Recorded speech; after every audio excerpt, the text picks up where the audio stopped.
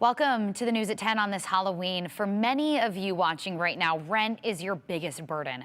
And in Boise, that burden got heavier over the past couple of years. But a recent report shows signs that rent prices are easing up. But are those decreases actually helping anyone? Our Abby Davis talked to renters and a group helping people stay in their homes. Abby, how are people feeling about this right now that you talk to? Well, Morgan, it's actually pretty complicated because even though reports like this say that rent is decreasing, that's not what people I talk to say. Although people love Boise, they don't love its sky-high rent prices. How are you supposed to afford living by yourself when your rent is your entire paycheck almost? On paper, there's some good news. A recent Apartment List report says Boise rents dropped 3.5% this past month. So that means if you were to rent a two-bedroom apartment in November, it would cost about $45 less than it would have last month. It takes a while for us to see the impact of even a small decline in what the rent levels are. Deanna Watson is the executive director of the Boise City Ada County Housing Authorities. She says current renters won't notice much of a difference. We're starting to see a little bit of a course correction.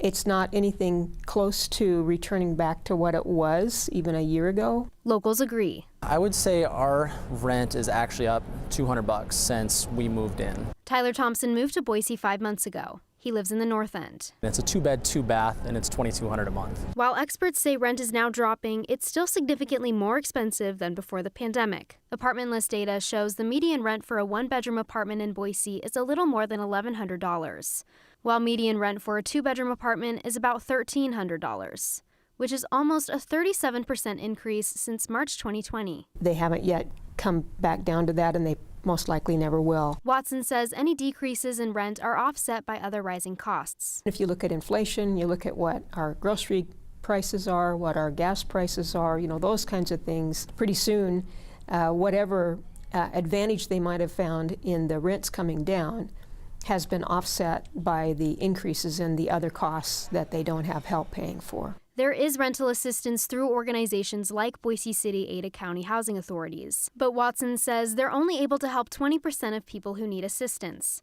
That leaves a lot of people stranded, those who qualify for rental assistance and those who don't. What can you do if you don't want to have 5 roommates, or you don't want to just live in the lowest or the worst conditioned house that you can afford?